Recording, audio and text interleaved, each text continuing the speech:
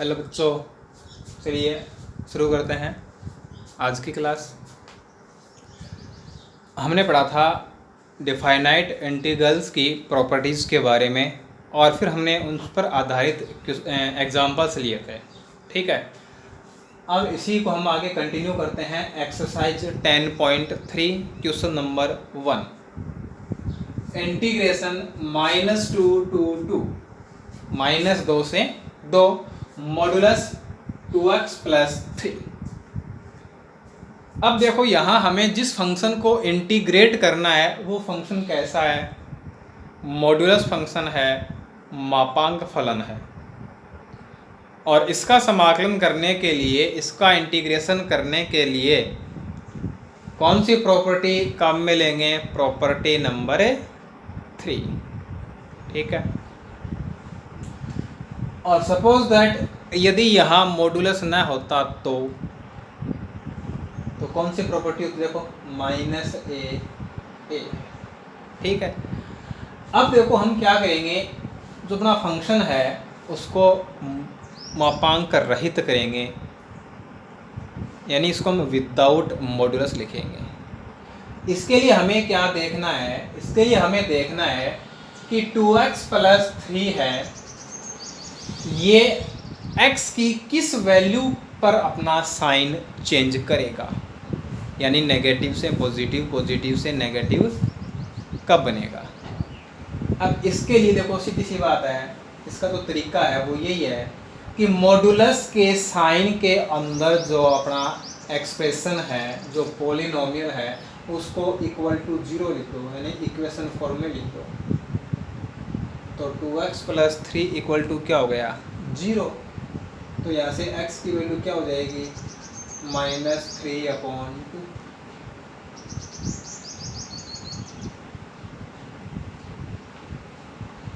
तो हम इसको लिखेंगे limit a to c to b लिखेंगे ना। तो उस c की जो वैल्यू है वो क्या होगी? -3/2 होगी।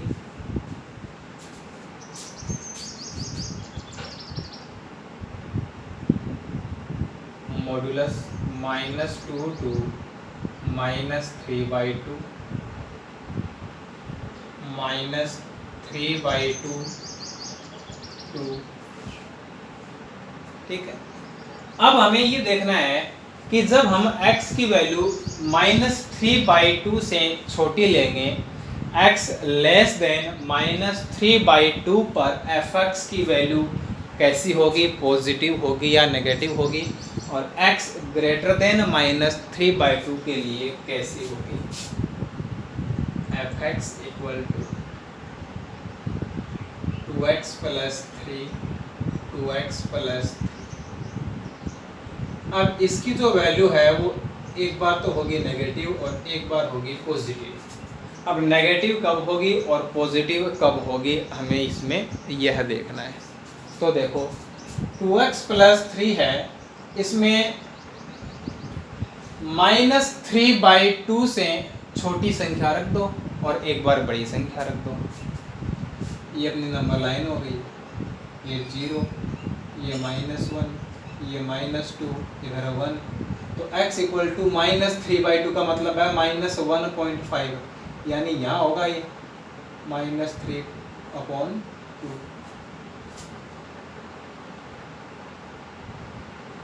तो एक बार के लिए हम इसमें x की जगह क्या पुट कर देते हैं? -2 पुट कर देते हैं। तो 2 × -2 + 3 -4 + 3 क्या आ गया? -1। यानी x -3/2 के लिए fx की जो वैल्यू होगी वो कैसी होगी? नेगेटिव होगी।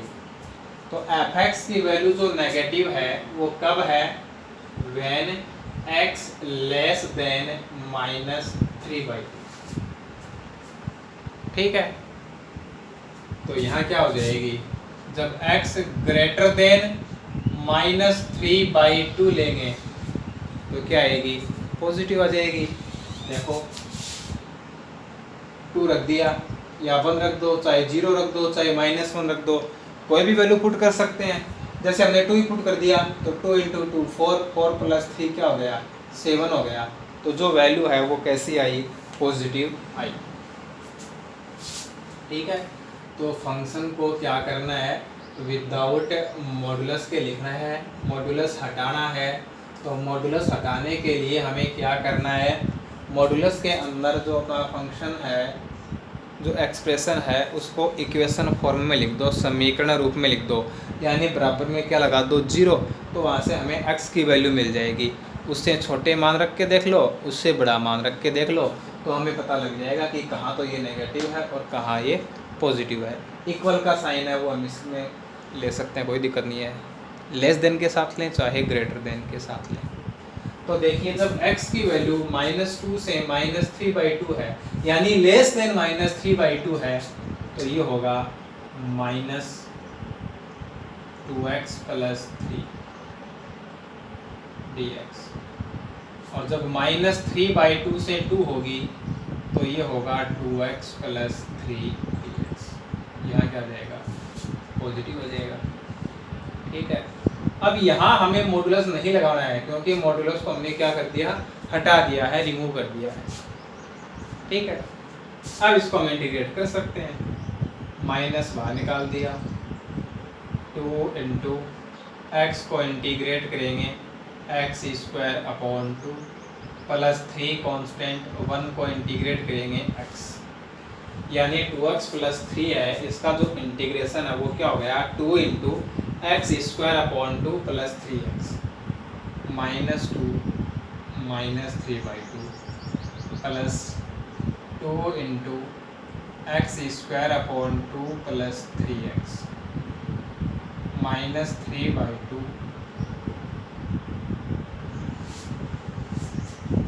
2 से 2 कैंसिल हो जाएगा, लिमिट पुट करते हैं, -3/2² प्लस 3 इंटू -3/2। ये तो हमने रखा है अपर लिमिट को, अब माइनस। अब रखेंगे लोअर लिमिट। लोअर लिमिट रखेंगे, देखो दोनों टर्म पॉजिटिव हैं, धनात्मक हैं, लेकिन हम क्या लगाएंगे, माइनस, तो दोनों कैसी हो जाएंगी, माइनस हो जाएंगी, नेगेटिव हो जाएंगी। -2² -3 into -2 plus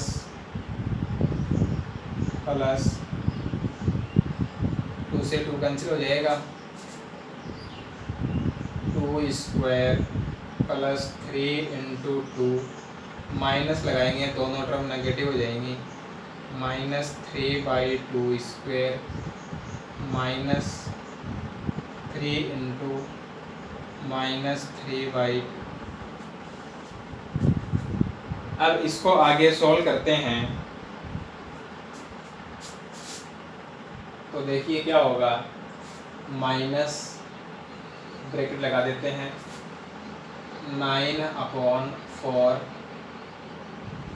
plus minus minus 9/2 -4 minus minus plus minus minus plus 3 into 2 6 plus 4 plus 6 -9/4 minus minus plus 9/2। Bracket open कर दें,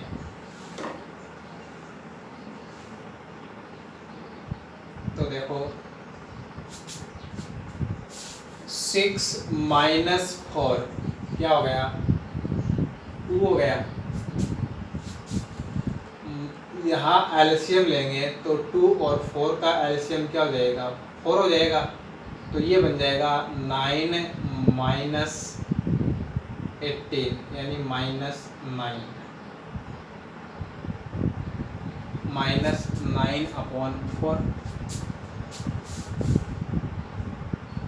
ये माइनस प्लस 6 + 4 10 -9/4 प्लस 9/2, तो यहाँ क्या बचेगा +9/4। तो ये जाएगा, ब्रैकेट ओपन करेंगे तो देखो -2 और यहाँ +10, क्या होगा 8, माइनस माइनस प्लस 9/4, 9/4 दोनों को ऐड करेंगे तो क्या हो जाएगा 9/2, 8 × 2 16, 16 + 9 25, तो 25/2। तो डिफाइनाइट इंटीग्रल है और फंक्शन है वो मॉडुलस फंक्शन है, ग्रेटेस्ट इंटीजर फंक्शन है, महत्तम पूर्णांक फलन है। तो हम प्रॉपर्टी नंबर 3 का यूज करते हैं। ठीक है, तो ये था अपना क्वेश्चन नंबर 1। अब देखिए क्वेश्चन नंबर 2। क्वेश्चन नंबर 1 की तरह ही है, इंटीग्रेशन -2 to 2 मॉडुलस 1 - x²। अब हमें क्या करना है, मॉडुलस को हटाना है। मॉडुलस को हटाना है तो देखते हैं कि c की वैल्यू क्या आएगी। तो 1 - x² को क्या करेंगे, 0 पुट कर देंगे। 1 - x² 0, तो x² = क्या हो जाएगा 1। तो x की वैल्यू क्या आएगी +-1। तो यहाँ अपने पास x के दो मान हो गए, -1 और +1। कोई दिक्कत नहीं है, एक मान भी आ सकता है, दो भी आ सकते हैं, तीन भी आ सकते हैं। तो देखिए ये क्या लिखा जाएगा, लिमिट -2 से -1 और +1 दो मान आए x के, पहले कौन सा आएगा, -1 होगा या 1 होगा, -1 होगा ना। तो -2 - 1, -1 to 1 और 1 to 2, इस प्रकार से लिखा जाएगा ये 1 - x² dx, 1 - x² dx, 1 - x² dx। अब हमें क्या देखना है, साइन देखना है कि इनके साथ माइनस आएगा या प्लस आएगा। तो देखो -2 से -1, जैसे माइनस का हमने ले लिया 1.5 यानी -3/2। तो -3/2 रख के देखो, 1 - -3/2², 1 - 9/4, और 1 से मल्टीप्लाई होगा 4 - 9 -5/4। नेगेटिव आई पॉजिटिव आई नेगेटिव, तो यहाँ तो क्या लग जाएगा माइनस। अब यहाँ देखेंगे -1 से 1 के बीच 0 पुट कर दो, 0 पुट करेंगे तो 1 आएगा यानी पॉजिटिव। अब 1 से 2 के बीच 1.5 यानी प्लस का 3/2 पुट कर दो, तो भी कैसी आएगी, नेगेटिव आएगी। ठीक है, तो इसके अंदर क्या हो गया, दो वैल्यू तो हो गई नेगेटिव और एक वैल्यू है वो क्या हो गई पॉजिटिव। अब इसको हम इजीली इंटीग्रेट कर सकते हैं। बस यहाँ हमें देखना है कि c की वैल्यू क्या होगी, उसको हम किस प्रकार से लिखेंगे, किसके साथ आएगा प्लस और किसके साथ आएगा माइनस। तो 1 को इंटीग्रेट करेंगे तो x, और x² को इंटीग्रेट करेंगे तो x³ limit -2 - 1 plus x minus x³ -1 to 1, यहाँ जाएगा -x माइनस x³ 1 to 2। अब देखिए इसके अंदर लिमिट पुट करते हैं, -1 पुट करेंगे तो -1 माइनस -1 पुट करेंगे तो -1 का क्यूब क्या होगा, -1 होगा, और माइनस माइनस प्लस माइनस। अब लोअर लिमिट, तो -2 -2 का cube -8, minus minus plus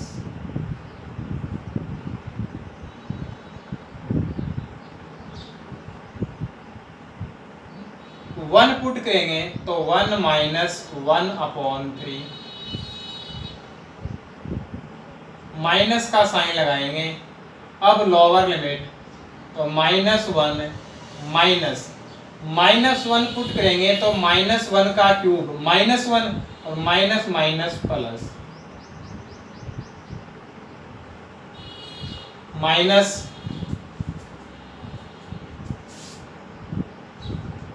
2 - 2 cube 8/3 minus, अब लोअर लिमिट पुट करेंगे 1 - 1/3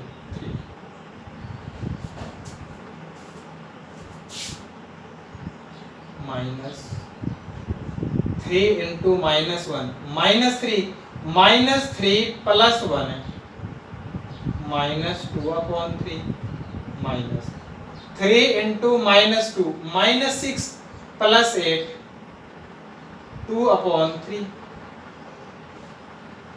प्लस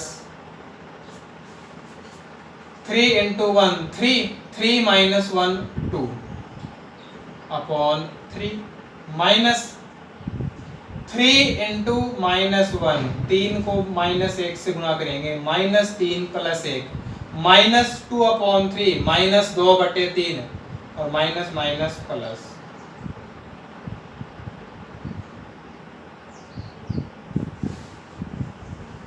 6 6 - 8 -2/3 माइनस 3 इंटू 1 3 3 -1 2 तो 2/3। अब देखो 2/3 आएगा, माइनस को अंदर मल्टीप्लाई करेंगे प्लस हो जाएगा, तो 2/3 दोनों प्लस के, यहाँ भी दोनों प्लस के, यहाँ भी दोनों प्लस के हो जाएंगे, तो 2/3 में 2/3 को जोड़ना है कितनी बार, 6 बार, तो क्या हो जाएगा 6 इंटू 2/3, ऐसे लिख सकते हैं ना,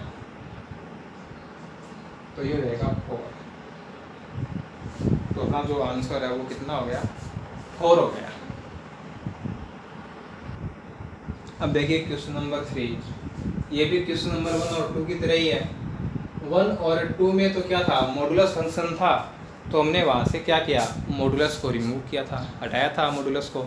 अब यहाँ मॉडुलस फंक्शन नहीं है, लेकिन फंक्शन है उसको अलग अलग डिफाइन किया हुआ है। जब x की वैल्यू 1 से 3 होगी तो फंक्शन रहेगा 7x + 3, और जब x की वैल्यू 3 से 4 है तो फंक्शन क्या है, 8 है। ठीक है,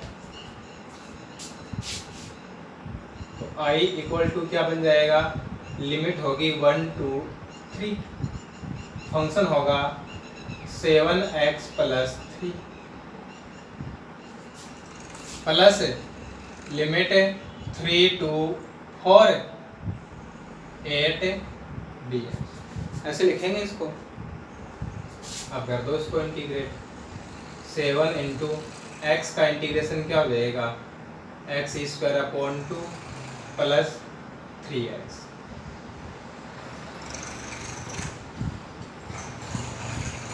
प्लस 8 तो कांस्टेंट है, 1 का इंटीग्रेशन x 3 to 4। अब इसमें लिमिट रख दो, 7/2 इंटू 3² प्लस 3 इंटू 3।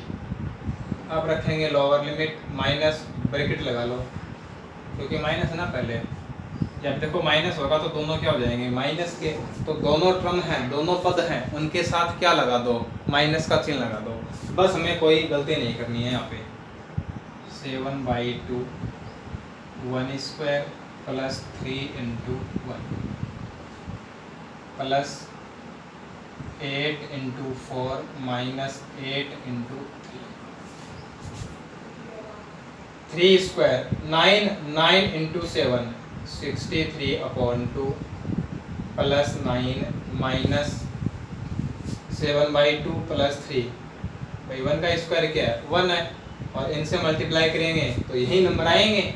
तो 7/2 में 3 ऐड कर दो, 3 × 2 6, 6 प्लस 7 13/2 प्लस 32 माइनस 24। अब देखो इसमें से क्या बचेगा? 8 बचेगा ना। 8 प्लस 9 कितना हो जाएगा? 17। 63/2 में से 13/2 लेस कर दो, माइनस कर दो। तो देखो हर में तो 2 है, तो 63 में से 13 कम कर दो, 50 हो गए ना। तो 50 में 2 से डिवाइड कर दो, 25। कितना हो गया? 42।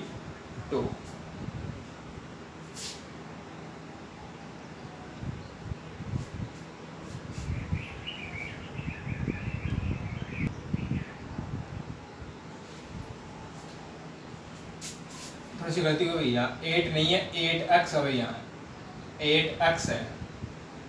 8 तो कांस्टेंट हो जाएगा, और यहाँ क्या आएगा?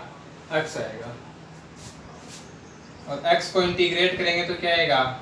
x² 2।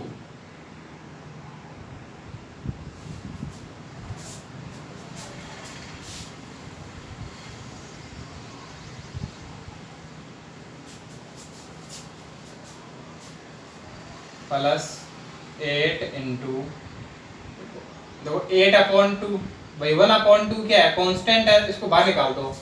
तो 8/2 क्या हो जाएगा? 4 हो जाएगा। अब रखो इसमें 4² माइनस 3²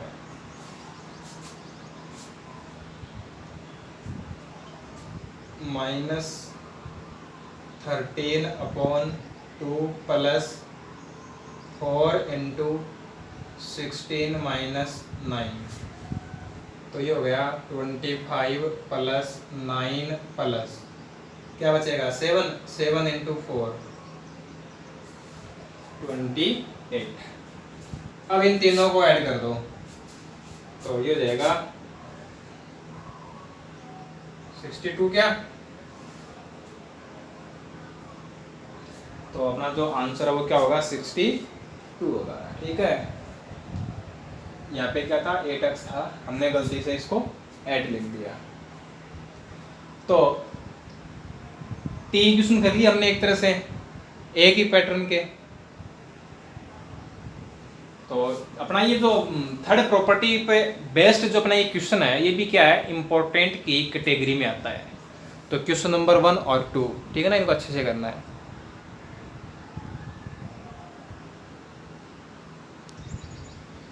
अब देखिए क्वेश्चन नंबर 4, इंटीग्रेशन 0 to 3। अब देखो यहाँ ये स्क्वायर ब्रैकेट लगा रखा है, बड़ा कोष्ठक लगा रखा है, और यहाँ x लिख दिया। इसका क्या मतलब होता है कि ये क्या है? महत्तम पूर्णांक फलन है, ग्रेटेस्ट इंटीजर फंक्शन। ठीक है, और इसका मतलब क्या होता है ग्रेटेस्ट इंटीजर फंक्शन का? कि इसका जो मान होगा, इसकी जो वैल्यू होगी, ऑलवेज क्या होगी? लेस देन इक्वल x होगी। x क्या होगा? इंटीजर। जो ग्रेटेस्ट इंटीजर फंक्शन x है, जो महत्तम पूर्णांक फलन है, इसका जो मान होगा, इसकी जो वैल्यू होगी, वो हमेशा क्या होगी? ये x है ना, इस x के या तो इक्वल होगी या फिर लेस देन x होगी। लेकिन कैसी होगी? इंटीजर होगी। यानी इसकी जो भी वैल्यू आएगी वो हमेशा कैसी आएगी? पूर्णांक आएगी, ऑलवेज इंटीजर वैल्यू होगी। अब देखो 0 से 3 है, तो इसको हम ऐसे समझते हैं, ये 0 है, ये 1 है, ये 2 है, और ये 3 है। अब हमने क्या किया? x की वैल्यू 0 ली, तो ये बन जाएगा।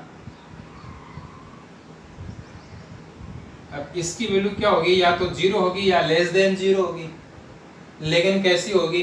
इंटीजर। तो क्या ये 0 है वो इंटीजर है, पूर्णांक है? बिल्कुल है। तो इसकी वैल्यू क्या आ गई? 0 आ गई। अब 0.3 लें तो 0.3 इंटीजर है क्या, पूर्णांक है क्या? नहीं है। तो इससे जस्ट छोटा इंटीजर क्या होगा? 0 होगा। यहाँ 5 हो, 6 हो, 7 हो, 8 हो, 9 हो, 9 हो, सब की वैल्यू क्या रहेगी? 0। लेकिन जैसे ही यहाँ पे 1 हो जाएगा तो इसकी वैल्यू क्या आएगी? 1 आएगी। तो हम ऐसा कह सकते हैं ना कि इसकी जो वैल्यू आ रही है 0 greater than 0 but less than 1 के लिए इसकी वैल्यू क्या है? 0 है। इसकी जो वैल्यू है वो क्या है? 0। कब है? जब x की वैल्यू 0 के इक्वल, 0 से बड़ी लेकिन 1 से छोटी है। अब देखो हमने x की वैल्यू है वो 1 ली है, ठीक है, 1 ली है ना। अब 1 से बड़ी रखेंगे, 1.2, 1.3, 1.4 से लेकर 1.999 तक, 1.999 तक, तो इसकी वैल्यू क्या आएगी? 1 ही आएगी।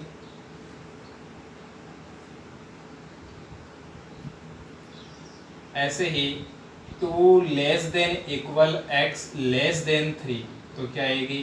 2 आएगी। यहाँ इक्वल का साइन नहीं लगेगा क्योंकि जब x की वैल्यू 1 होगी तो फंक्शन की जो वैल्यू होगी वो 1 आएगी। सिर्फ यहाँ लगेगा इक्वल का साइन, ठीक है ना।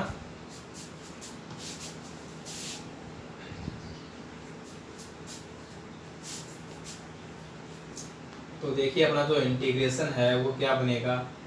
लिमिट 0 to 1 0 का इंटीग्रेशन प्लस लिमिट 1 to 2 1 का इंटीग्रेशन प्लस लिमिट 2 to 3 2 का इंटीग्रेशन।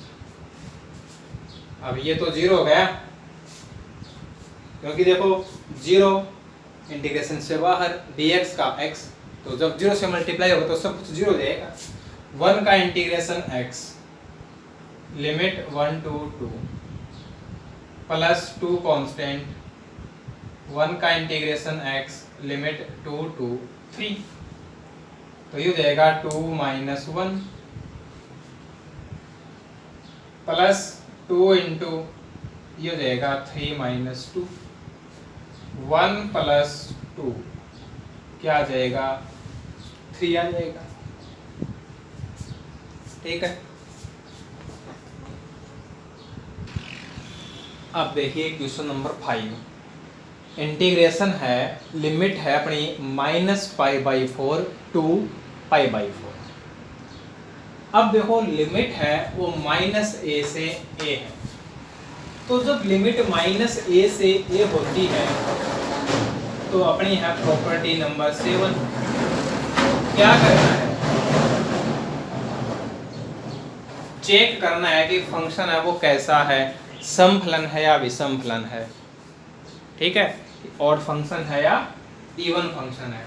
तो x की वैल्यू को हमें क्या करना है? -x से रिप्लेस करना है। x की जगह क्या कर देंगे? -x रख देंगे, तो देखो ये बन जाएगा -x power 5 cos square -x -x की पावर 5 cos -x क्या होता है? cos x होता है ना, क्योंकि ये क्या है? एक समफलन है, इवन फंक्शन है। यहाँ माइनस है तो ये हट जाता है cos में और sec में, है ना। और वैसे भी देखो यहाँ तो स्क्वायर लगा हुआ है तो भी माइनस का क्या होना है? Plus cos square x। तो ये जो वैल्यू है वो क्या है? fx है, तो ये क्या हो गया? -fx। तो -x की वैल्यू क्या आई? -fx आई। इसका मतलब हो गया कि fx है वो क्या है? ऑड फंक्शन है, विषम फलन है।